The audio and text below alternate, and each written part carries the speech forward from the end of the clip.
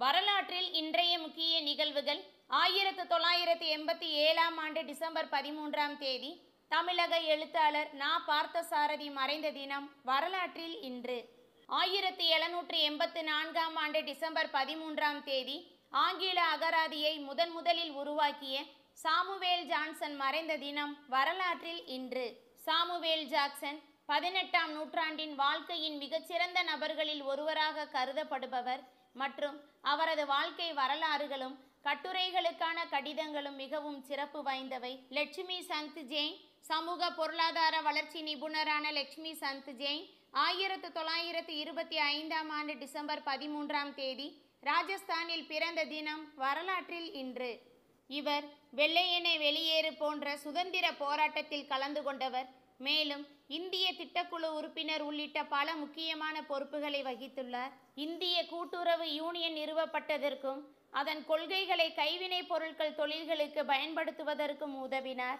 1966ஆம் ஆண்டு நுகர்வோர் சங்கிலி தொடர் கூட்டுறவு விற்பனை நிலையங்களை ஆரம்பித்து நகரங்களில் பொருட்கள் நியாய விலையில் கிடைக்க வழிவகுத்தார். இவரது சேவைகளை பாராட்டி ரமோன் மக்சேசே விருது இவருக்கு வழங்கப்பட்டுள்ளது.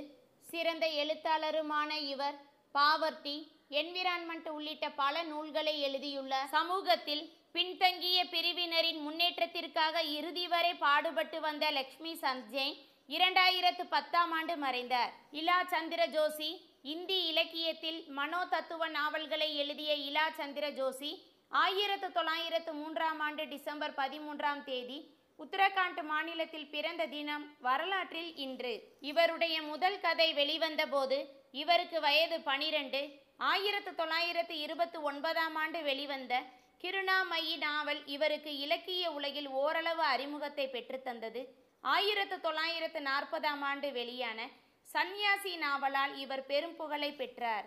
லஜ்ஜா, பர்தே கி ராணி, முக்தி பத், ஜிப்சி, சுபக், நிர்வாசித், பிரேத் அவுர் சாயா உள்ளிட்ட இவருடைய நாவல்கள் மிகவும் பிரபலமானவையாகும். இவர் தாகூரின் படைப்புகளை இந்தியில் மொழிபெயர்த்துள்ளார். இந்தி இலக்கிய உலகின் தலைசிறந்த படைப்பாளியாக போற்றப்பட்ட இலா சந்திர ஜோஷி 1982ஆம் ஆண்டு மறைந்தார். நியூசிலாந்து பார்த்தது 1642ஆம் ஆண்டு டிசம்பர் 13ஆம் தேதி. இந்த நாளில் டச்சு நேவிகேட்டர் ஏபெல் டாஸ்மன் நியூசிலாந்தின் தென் தீவை கண்டார். பின்னர் தீவின் வடக்கே உள்ள ஜலசந்தியை விரிகுடா என்று தவறாக கருதி அவர் ஒரு கற்பனையான தெற்கு கண்டத்தின் மேற்கு கடற்கரையை கண்டுபிடித்ததாக நம்பினார். 1937ஆம் ஆண்டு டிசம்பர் 13ஆம் தேதி ஜப்பானிய ஏகாதிபத்திய இராணுவம் சீன ஜப்பானிய போரின் போது சீனாவின் நான்ஜிங்கை கைப்பற்றியது. இது நான்ஜிங் படுகொலைக்கு வழிவகுத்தது. இதில் 300 லட்சம் சீனர்கள் கொல்லப்பட்டிருக்கலாம் என்று கருதப்பட்டது. 1921ஆம் ஆண்டு டிசம்பர் 13ஆம் தேதி அமெரிக்கா, கிரேட் பிரிட்டன், ஜப்பான் மற்றும் பிரான்ஸ் ஆகிய நாடுகள் வாஷிங்டன் மாநாட்டின் போது கையொப்பமிட்ட 4 சக்தி ஒப்பந்தம்.